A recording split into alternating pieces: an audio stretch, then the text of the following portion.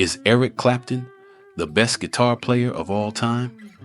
This provocative question has sparked debate for decades, pitting his virtuoso skills against those of countless rock and blues legends. But look beyond his acclaimed guitar prowess, and you'll find a multifaceted artist whose life is as much about soul-searching and personal trial as it is about electrifying performances and timeless music. Let's venture through his life, his health, and how one death created a masterpiece.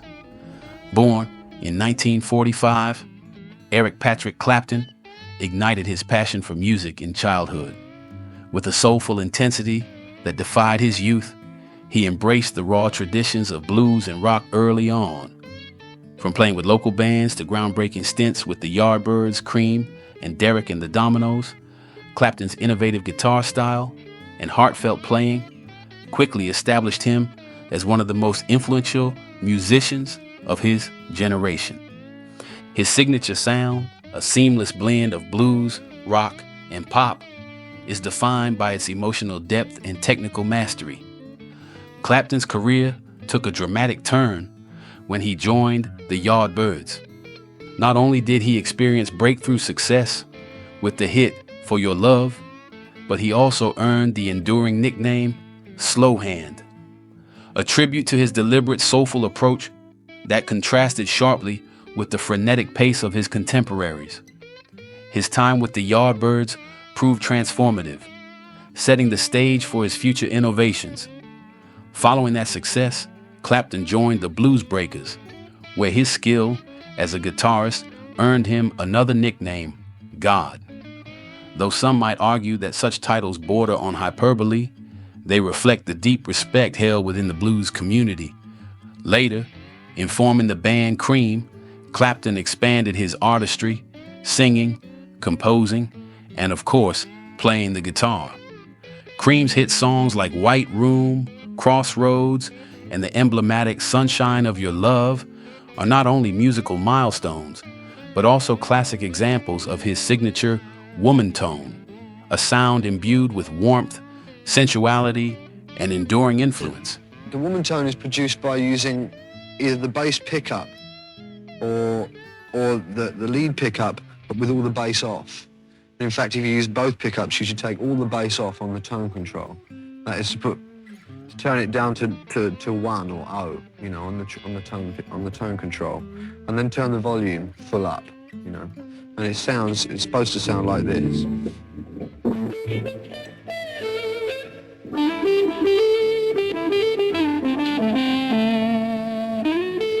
The kind of blues I play I started playing was one of accompaniment, you know.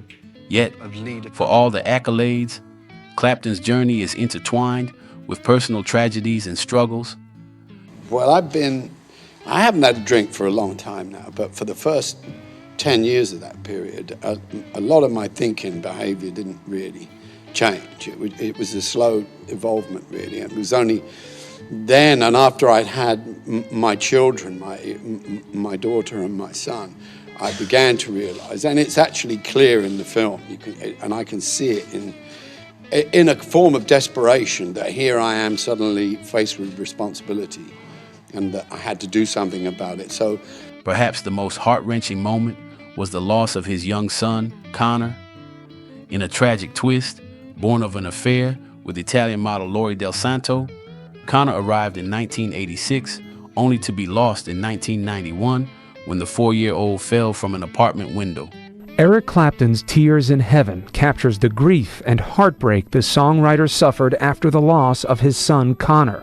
Connor was just 4.5 years old when he tragically fell 53 stories from an open window where he was living with his mother in New York City. This unspeakable event thrust Clapton into a deep well of grief and guilt, channeling his despair into one of his most poignant works, Tears in Heaven. The song, a soulful elegy, stands as a raw testament to how personal pain can transform into art. Clapton's trials extend beyond personal loss. The excesses of the rock and roll lifestyle led him into the dark corridors of addiction during the 1970s and 1980s. Despite the public image, his struggles with substance abuse are well documented. As a recovering alcoholic, my philosophy tells me that, you know, in a sense, I was lucky to have him because he got me sober in one way. You know, it was the reality of his existence that made me stop drinking and taking drugs. Yet, his eventual triumph over addiction not only allowed him to rebuild his life, but also turned him into an inadvertent advocate for mental health. Physically, decades in the spotlight have taken their toll. The rigors of constant touring, exposure to high decibels leading to hearing issues, relentless travel, and the natural decline of age have all made their mark. While many hail Clapton as a transcendent guitar maestro, his career is not free from controversy. Critics argue that the idolization, encapsulated in monikers like Slow Hand and God, occasionally veils the broader, collaborative aspects of his work. Some even contend that the iconic woman tone of Sunshine of Your Love, though beloved, was crafted as much by musical circumstance as by inherent genius, sparking debates on authenticity versus performative identity. Moreover, Clapton's candid discussions of his personal battles, though deeply humanizing, sometimes shift the focus from his technical brilliance to his struggles.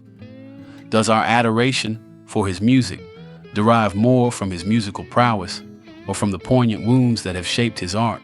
His willingness to wear many hats and to be as vulnerable as he is innovative continues to define what it truly means to be a rock star.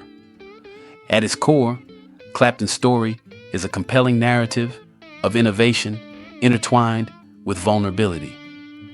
His early experiences with groups like the Roosters, the Yardbirds, and the Blues Breakers set the stage for a lifetime of boundary-crossing music. Yet, each triumph on stage is underscored by personal hardships, grief from the loss of his son and the demons of addiction, and the physical toll of decades on tour. Eric Clapton's legacy is as complex as it is influential. The soaring melodies of White Room, the raw energy of Crossroads, and the haunting beauty of Tears in Heaven serve as musical markers of a life shaped by both luminous success and deep sorrow. So if you say, well, let's do that, I'll go in and sing it first take, no problem. Nothing to learn. That's what I love about this experience. And when I look for what I'm going to listen to, I go backwards. I'm always going the other way, you see. Most people are trying to figure out, how do I get in the fast lane going that way? I'm in the other, going direction. I want to find the oldest thing to do.